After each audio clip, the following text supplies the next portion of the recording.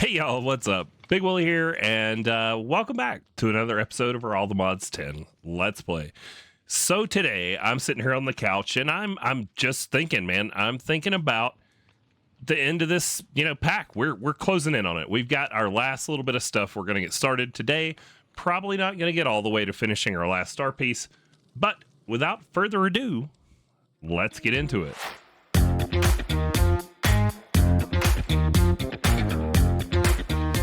All right, so for today, I have prepared some things. We've got this clipboard that talks about the supercritical phase shifter.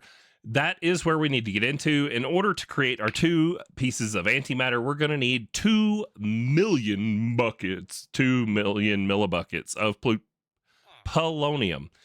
72 plutonium pellets, 291 polonium pellets. Those are like the big time requirements that we need for everything.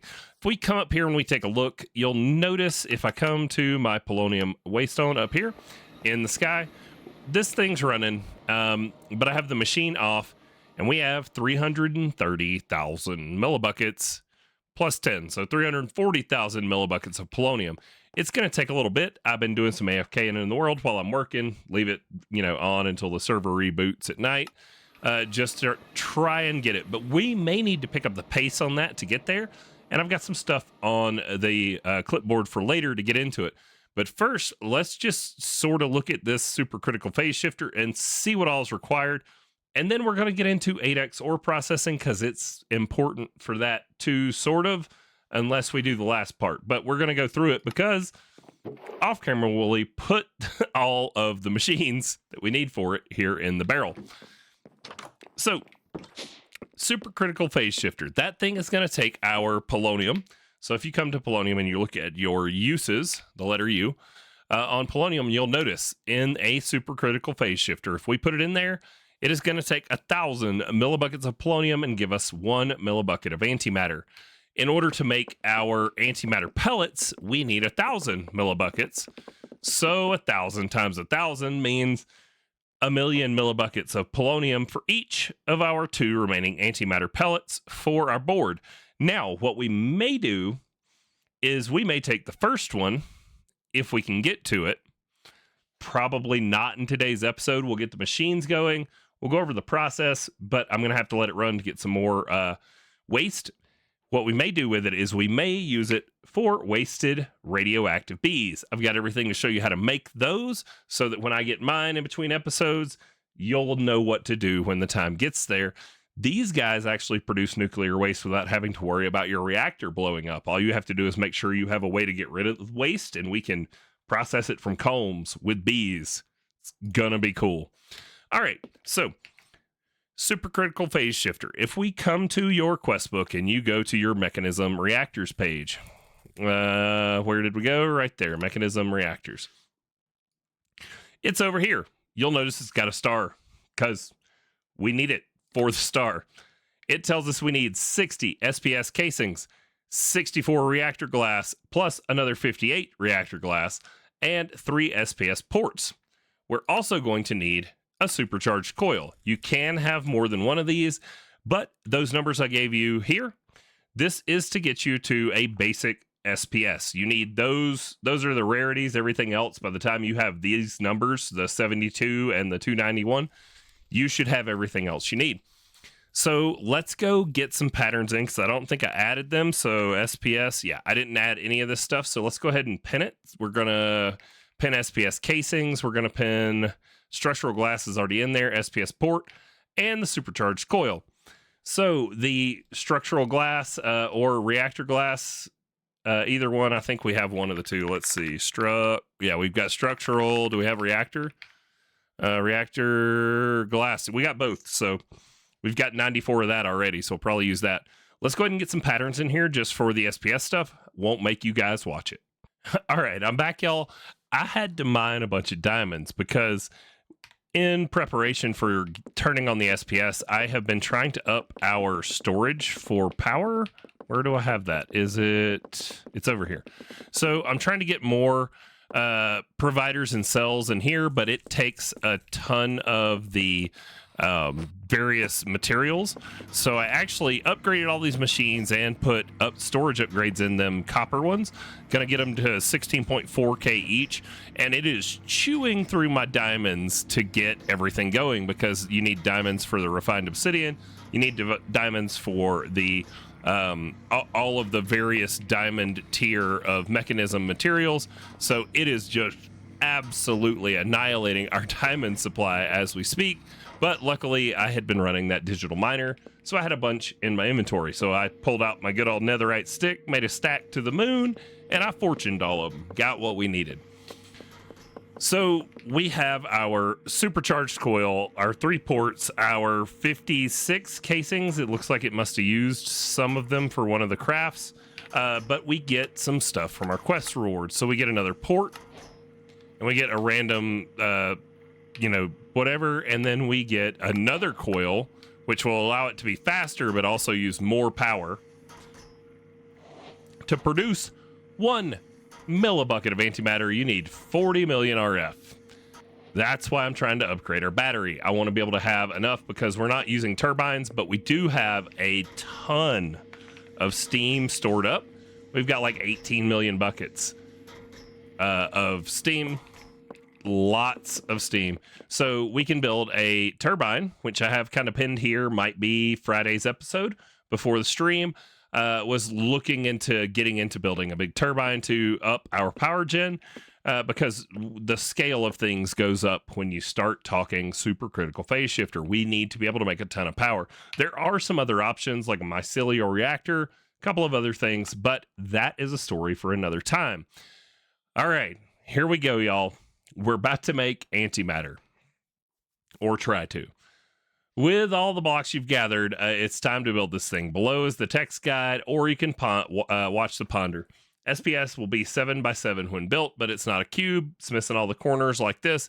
You basically build this same thing on all the sides, structure glass in the middle, casing on the outside, and then you put a port on each face.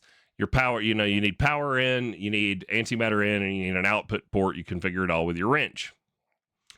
So where are we going to put it? Well, I mean, where else would we put it but inside of our compact machine?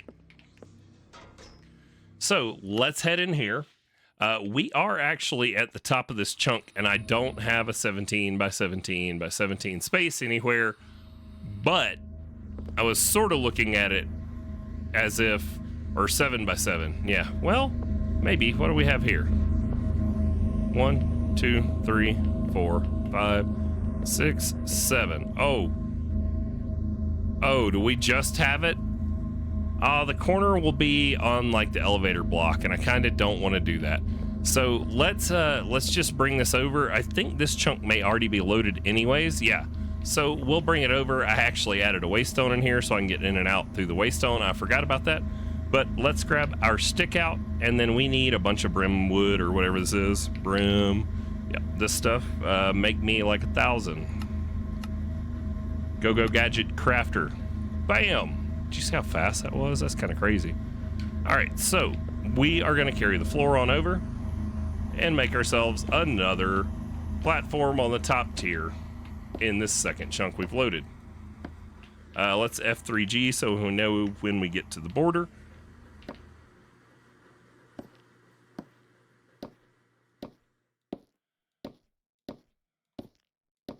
There we go. And then we should have a row to fill out because of our elevator block. There we go.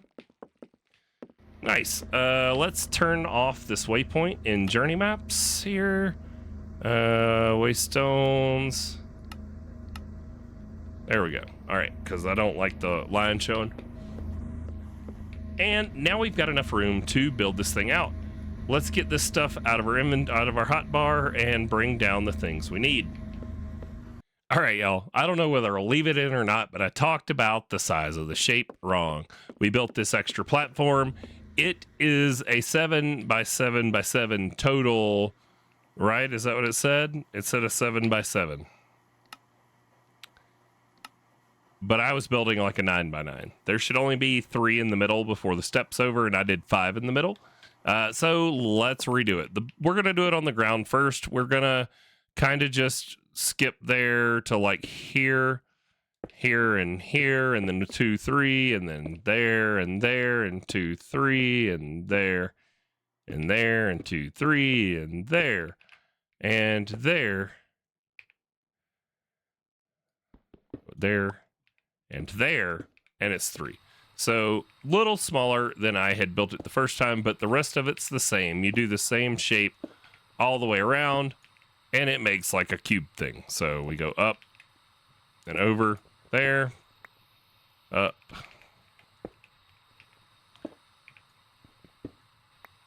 and over there, and you get the idea. It will come up and over one more, but that will be the corner for both of these, and then 2, 3.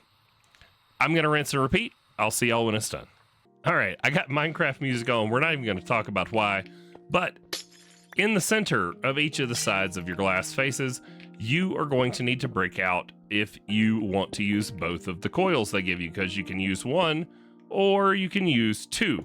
They can be like on any faces. They don't have to be like opposite of each other. Doesn't really matter. They just need to be in the center, and we're going to need to feed them power, just like you see them right here. Now we have 2 other ports. They're going to be an input port and an output port, and then things are going to happen and stuff and junk. It's going to be cool. So we can put them wherever we want. I don't think it is a specific spot, so we'll put one there, and then let's do something that's not on the edge of the world, and maybe one here. These are going to be for getting our polonium in and our antimatter out. The others are going to be for power. And if we right click it now, you know it's done, red particle effect, and we have a supercritical phase shifter. Now we're going to need channels for moving our polonium around, because we're going to need to set up another chemical P2P to bring our polonium from the overworld into here. So thankfully we have this here. There's only 432 there. Let's go down to the base to kind of check on it. 12, what are we at down here? What's actually on it? We are 27 of 32. So we've got a few channels to play with. Let's get us some cables brought over, some power in here, and then we'll go over moving polonium. All right, just to cover it in case you didn't see the other episode where we did it, to change a P2P tunnel to chemical, just place it down, right click it with any tank. That's going to turn that P2P tunnel into a chemical P2P tunnel. Now, I don't know whether this can pull or not, so what we're going to do is we're going to put our one chemical P2P tunnel here, and we're going to grab out some pressurized tubing. Pressurized tubing is for moving mechanism chemicals. We're going to grab ultimate tier so we can feed our SPS port with that as demonstrated here. Now for power, we're going to put a flux point, and then we'll just carry the power over, or we can put the flux point somewhere in the middle. Either one, we're going to bypass the limit, and we will be able to send power to both of these 2 sides. Maybe just to be cute, why don't we put it right in the middle? We'll do this. We'll place a flux point there. Then we can put it on our network. We can tell it to bypass the limit. And then we could just come off of this with some, what is it, ultimate. What am I even typing? Ultimate universals for power, because these can do 3.27 MFE a tick. All right, let's try this again. Get off of there. Here we go. Universal cable will connect to my flux point, no problem, because it takes power.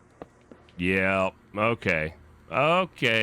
Maybe I'll leave the blooper in, but in case I don't, I just tried to use pressurized tubing and then was wondering why the power cable wouldn't connect. Yep, that was me.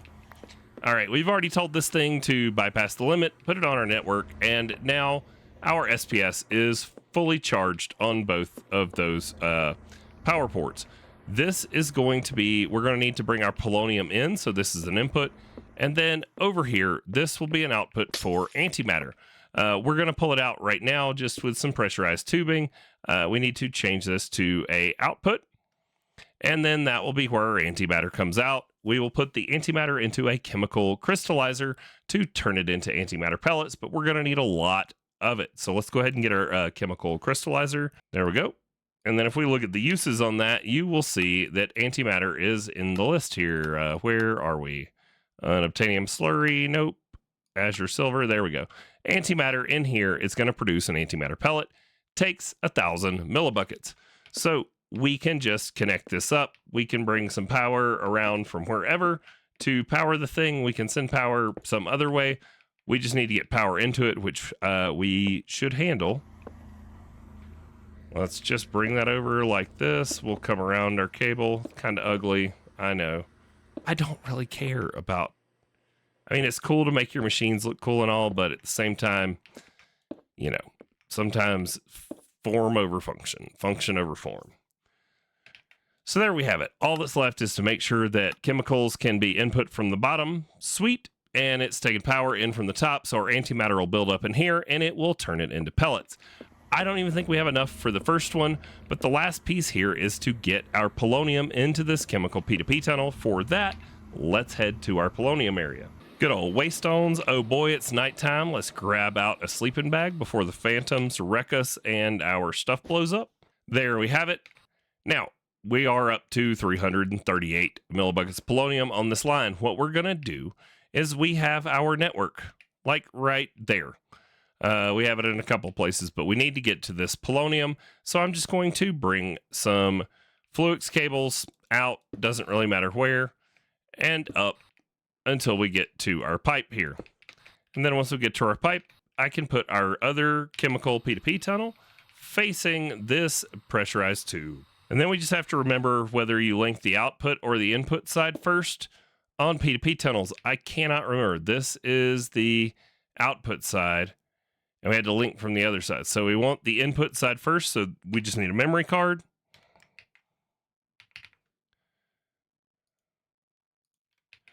And we shift right click that to get a frequency. And then we head back into our compact machine. We can come up here to the top, and we can link up our polonium. When we do, this thing should turn on. There you go. So now we're making antimatter. Let me grab out an item frame and a stone. Stone. Item frame. And we've run out of polonium, just like that. All 338,000 millibuckets gone. Let's see, we need that stone. Let's just go like this. Item frame. We'll put that there. And now if we look, you'll see progress 84%. Doesn't have any antimatter in it, but if we come over here, there's going to be some here. 338 millibuckets. So we have got some time in the world we need to play to let this build up and make our antimatter pellet for us. With that said, if we can produce the nuclear waste without having to run a reactor, either of these, we should be able to produce it much faster with bees and make this go way, way quicker. But we need our first pellet of antimatter to get the bees to produce our nuclear waste. So let's go take a look at the bees next. All right. I know I said bees, but what I meant was let's work on this 8x ore processing. So the reason we need to do that first is for uranium. If we have to keep running the reactors, we need to produce that stuff that way. And just in case you guys are producing ore or have raw ores, I want this to be in here because we keep running out of uranium anytime we turn on our fissile fuel production. And I've got it coming in from bees, but not at a high enough rate that I think it's going to keep up. So what I really want to do is I want to get our 8x ore processing going to process this raw uranium from the bees, and then that will multiply this. I think it's 8x. I think it's 8 times more. So that will hopefully help get us caught up, and we'll be able to just make fissile fuel if we need to, or we'll have our nuclear bees for the waste. All of those things. But for 8x ore processing, there is a tab in mechanism in the regular quest line. It's this long doozy that we went through, I don't know, a few episodes ago. If I remember, I will put a link there to the episode where we kind of went through all of it. But for your 8x ore processing or whatever, for the tier 4 ore processing factory, You need all this. You need sulfuric acid production, check. Hydrogen chloride, check. Oxygen, check. Dissolution chamber, washer, crystallizer, injection chamber, purification, crusher, enrichment, and smelter, which I replaced with a unobtainium furnace because I do believe it's faster. And then we need an infinite water source, which we have in our AE2, or we can throw down a sink like they show in the picture. So let me lay these machines out. I went ahead and turned all of them that I could into factories. They all have their speed and energy upgrades. I didn't put chemical upgrades in, but I will go back and check that. Once I have everything lined up, I'll be back with you. All right, I had to do some investigating. My sulfuric acid was being used to still make hydrofluoric acid, even though I had turned off fissile fuel production. So we don't have a big old stockpile, but we won't need fissile fuel production because we're not going to be running those reactors for waste as soon as we get to our wasted bees. So we really don't need the uranium either, but I want to show you ore processing because if you're using your digital miner or if you're using the laser in like an ore farm, there's a bunch of different things where you may end up with raw ore coming into your system. Bees is another example on some things where you get it in ore form. And if you want to process it down to get even more of it, this is how you do it. So this is how we do it. Okay, sorry. I didn't mean to subject you to that. Okay, I did. I'm a bad person. Forgive me. You watch my videos. All right, here we go. Let's bring it over and bring it down. We're going to pump some sulfuric acid into here with an export bus, and then we are also going to export into the chemical dissolution chamber the raw ore we want to process, that being uranium. So let's grow out some export buses and some import buses, and let's get into this. Here we go, export and import. We're going to need to make chemical cells for stuff, probably to store it, have to do the whole like temporary with a tank thing and set the drawer, or we can just set the disk in the configurator. All right, so this one needs an export bus, and it needs to take in from the top. It needs to take items in from the top. And it's also going to need to take chemicals in from the top. Then we need to tell this to export or uranium or raw uranium. Sorry, raw. This one right here. It's going to export that, and it's also going to export our sulfuric acid.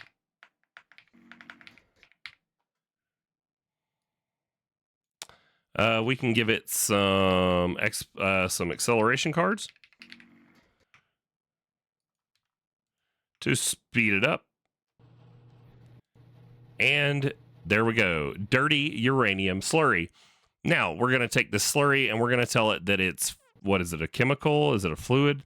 I'm guessing that's got to be a chemical. We're going to tell it that it can output to the right.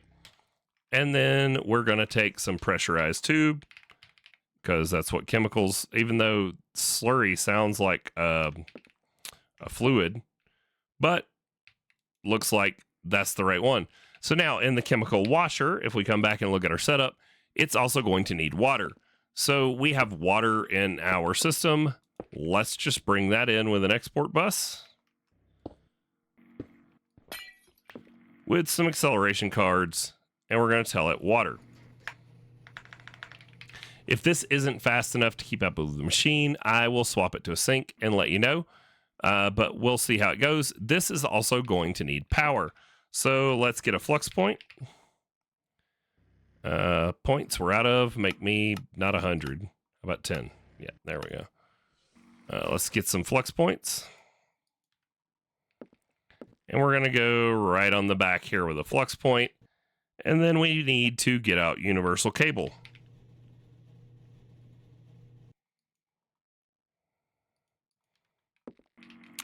Universal is for power.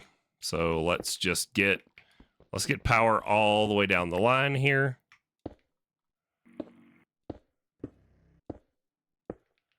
There we go. Put it on our network. And it's going to need to bypass the limit. Because why should we limit anything? There we go. So that gets power to all the machines that need it. The chemical washer should be making clean uranium slurry. And I'm guessing that is also a chemical. So if we come to the chemical washer, I want to look at the chemicals page. We want to clear all the sides and tell it input to the left, output to the right. And the top is also going to input fluids. So we'll clear all the sides, tell the top it can input. There we go. So now everything's configured on the chemical washer, and that should be processing our slurry into the crystallizer. We're going to tell it that we're going to clear items and it can output to the right to the ultimate injecting factory. We're going to turn auto eject on. It's going to take in chemicals from the left and it can't eject them. We're not going to mess with any of the other faces. Now, ultimate injecting factory. What do we need to get into there? Looks like a chemical, hydrogen chloride, which we have in storage. So let's bring over some cable and come down into the top of this machine with an export bus and bring in the HCl. So we will toss in our acceleration cards and hydrogen chloride. There we go.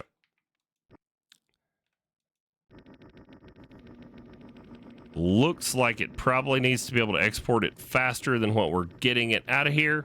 Kind of slow, but that's going to have to be, because I mean, that's what we got. So let's see. Do we need to configure faces? Yes, we want it to output to the right, auto eject on. And that should start sending our uranium shards over to the purifying factory. In the purifying factory, we are going to add oxygen.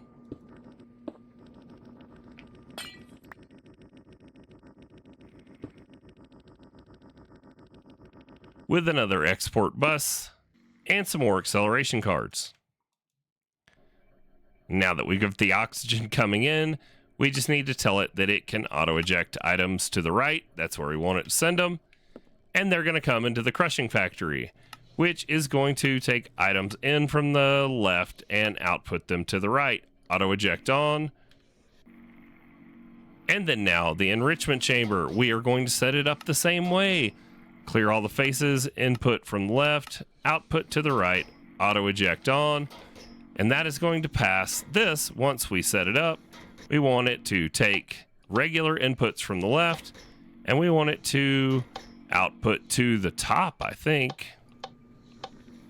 Yeah, let's output to the top, auto output on, auto input on. It can take fuel from, well, I mean, it doesn't really matter where we tell it fuel because it's getting power from the back.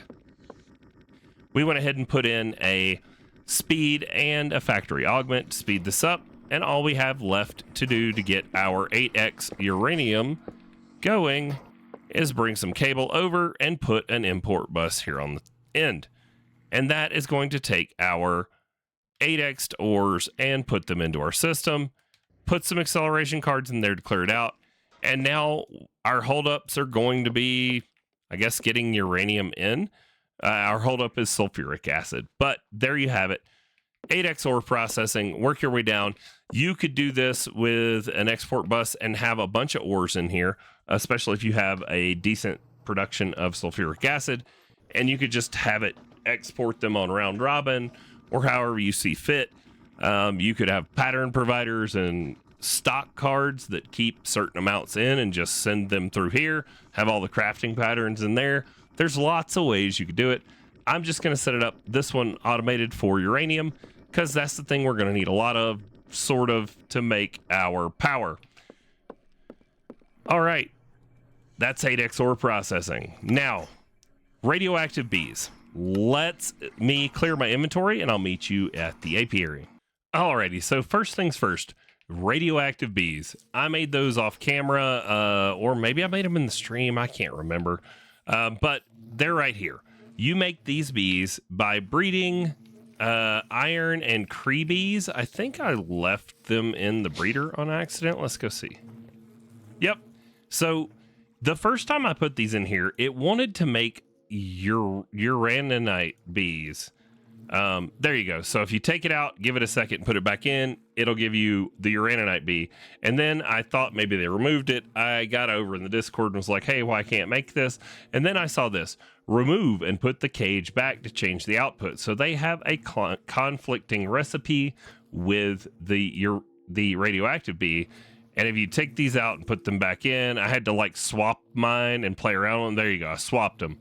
So swapping them gave me the other recipe. Just fidget with it until you get the one you want. Takes regular flowers. You make your radioactive bee. Those make your uranium ore that we're processing, which is why we went down that route. And then I was like, well, hey, what are the wasted bees? Wasted bees are wasted, man.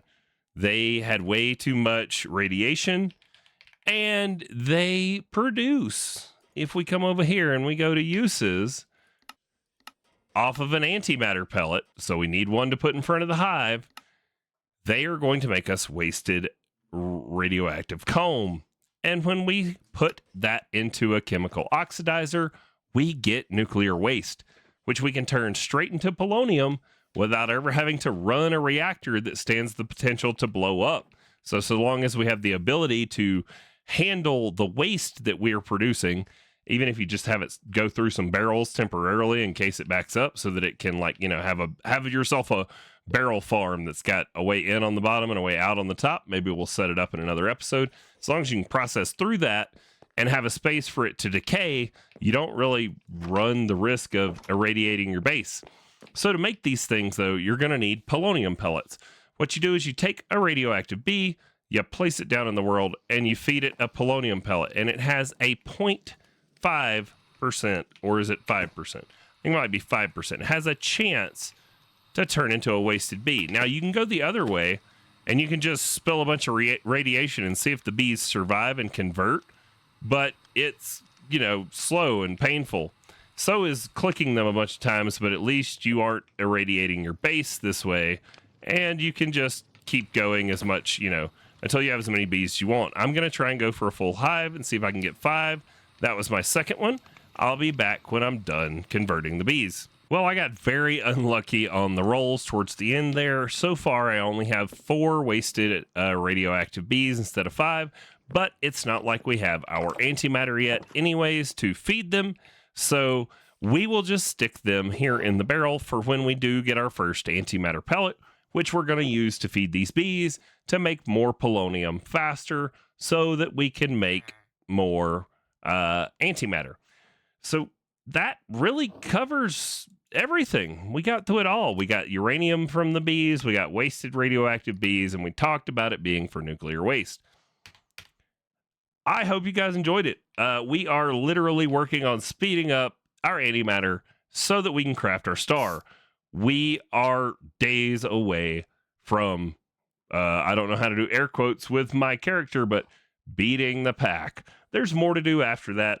There may be a couple episodes of me finishing up some base decorations or fun adventures, or we may occasionally play it on stream for fun things, but that we are coming to the close of this series.